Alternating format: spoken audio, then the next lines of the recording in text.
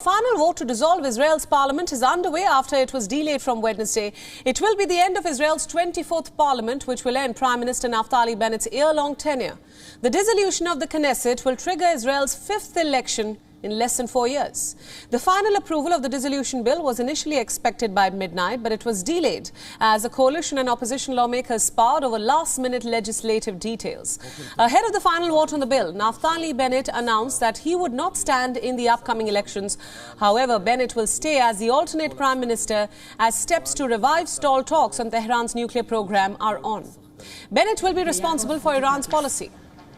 Israel opposes a restoration of the 2015 agreement under which Iran was given sanctions relief in exchange for checks on its nuclear program.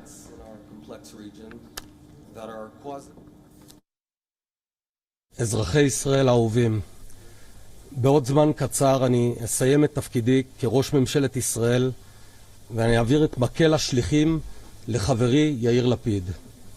אני אמשיך לסייע ולעזור לו במסגרת תפקידי כראש ממשלה חלופי כמה שידרש.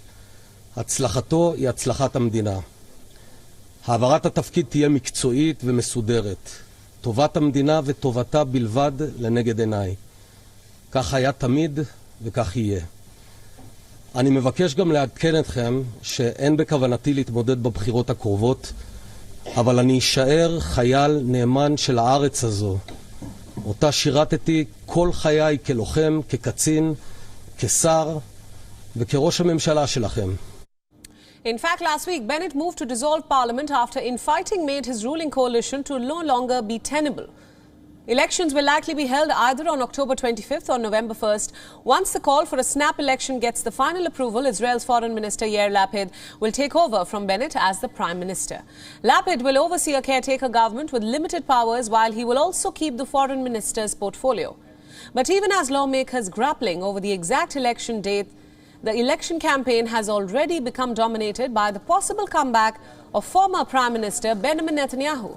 Netanyahu's record reign was ended by Lapid and Bennett a year ago when they formed a rare alliance. And now with the collapse of the diverse coalition, the opposition leader Netanyahu has been in the spotlight yet again, despite being on trial for corruption. Netanyahu hopes to win a sixth term in office, and surveys have shown his right-wing Likud party leading the polls, but still short of a governing majority. The anti-Netanyahu camp will likely be led by Lapid, who has sought to cast Netanyahu's potential return to office as a national threat.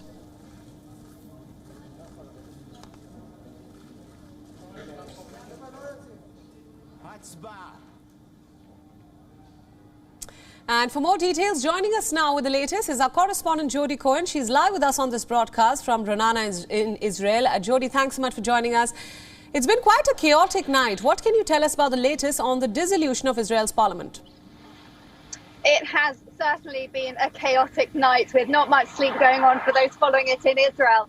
Now, WION was possibly the first channel to predict that proceedings wouldn't end by midnight on Wednesday as they had been expected to do. And that's because the negotiations were still underway. There were too many loose ends in terms of legislation, in terms of which bills would pass before the dissolution bill does. The MKs were told last night that the vote was on, then it was off, then really late last night it was back on at 11:30. Right. They all had to rush back to Parliament, then it was off again. This morning it was expected to start at 7:30. It was delayed again, and then it finally started with the opening speeches.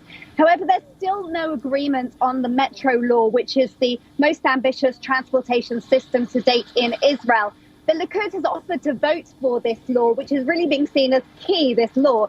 If the election was held on the 25th of October, that's the Likud's preferred election date, because that's when the ultra-Orthodox students are on holiday and are more easily available to vote.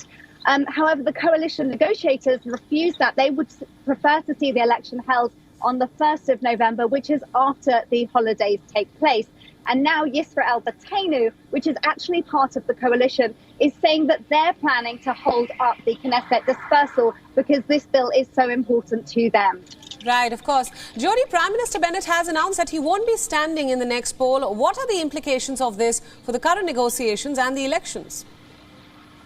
So another key point about the current negotiations is that Likud they offered again to pass the metro law if the ousted MP, Amichai Shikli, was allowed to return to the Yamina party. And that's important because Prime Minister Bennett has announced that he's not standing, although he's hinted that he may well stand again in the future. Now, Ayelet Shaked has taken over his party, will be taking over his party, the Yamina party. And that's important because she's indicated that she would sit in a coalition with former Prime Minister Benjamin Netanyahu. Now, Bibi's bloc plus Yamina under Shaked means that they could actually form a government. Every seat will count, which is why the negotiation over Shikli is so important. And a poll this morning, and the latest poll, has indicated that Benjamin Netanyahu may be able to form a right-wing religious coalition of 63 seats, which is relatively strong compared to the recent results.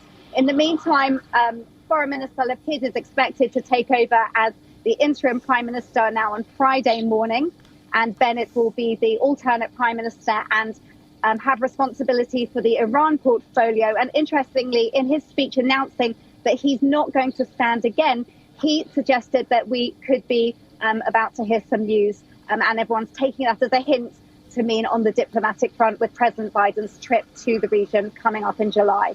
Absolutely, Jody. We will be tracking all the updates from that crucial trip as well from the American president. Thanks for joining us on WION World is One at this hour. WION World is One is now available in your country. Download the app now and get all the news updates on the move.